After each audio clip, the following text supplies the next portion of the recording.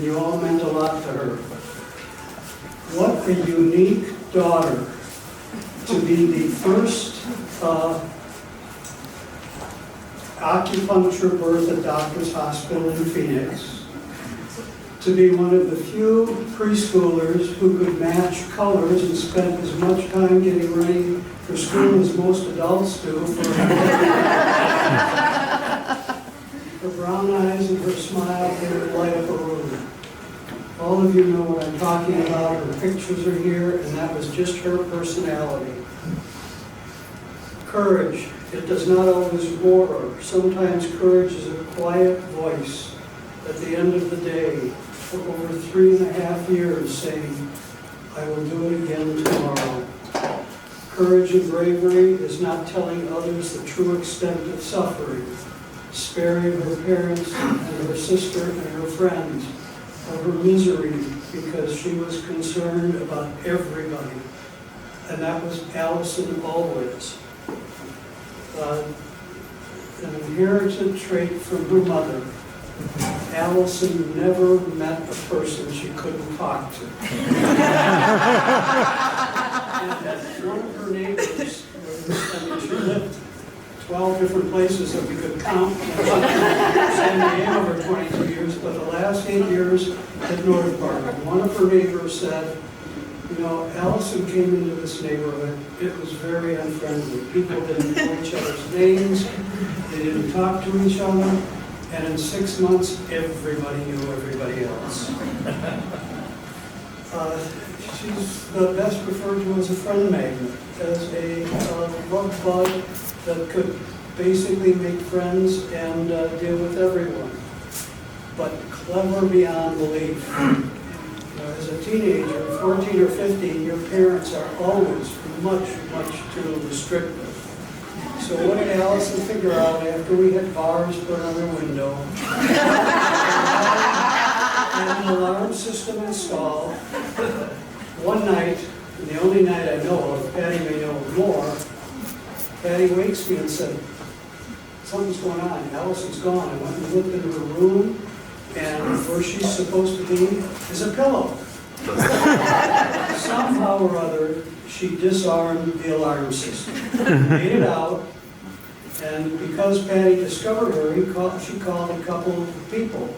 One was a mother of one of Allison's good friends who said, oh no, she's not home.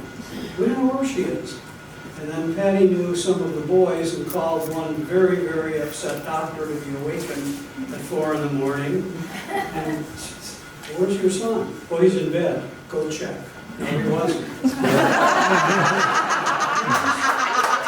These gallant, and I know there's been some of you brophy boys, were so kind that they dropped the girls off a block away, not from our house, from the other house.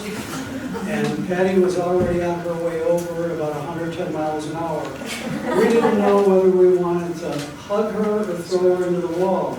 So we did something that we had decided was an appropriate fitting. While Patty was gone, the room, or the door came off of Allison's room. The phone came out of Allison's room. She was grounded for, we think, a month, but as she grew older, this terrible, terrible infliction of pain on a teenager and invasion of privacy got to be a badge of courage. As the story went on year after year, we think it was about 6 months instead of 2 weeks that she would tell people about this. Very proud of herself, too. Allison never encountered a party or an event that she did not enjoy. Patty's birthday is in July, and what we had arranged twice for surprise birthday parties. Allison would come over claiming she was at work. She would get the house ready, have it all done, and we would come home from being in California, and there would be the party, ready to go. One of our friends described Allison's personality, kind and giving to a fault. Give, but do not allow yourself to be used. Love, but do not allow yourself to be abused. Trust, but don't be naive. Allison knew how to have fun without ever hurting anyone. She'd light up every room she entered, and she will be with us every day for the rest of our life. We will never forget her. And when she was still able to talk, she would talk to Patty Daly for a long time, but every once in a while, and I don't think this happened after 2019, it would be, "Hi, Pops, what's up?" And she would go on for half an hour, and I have no idea what she was talking about. So, Allison, we love you, we miss you, you will always be with us.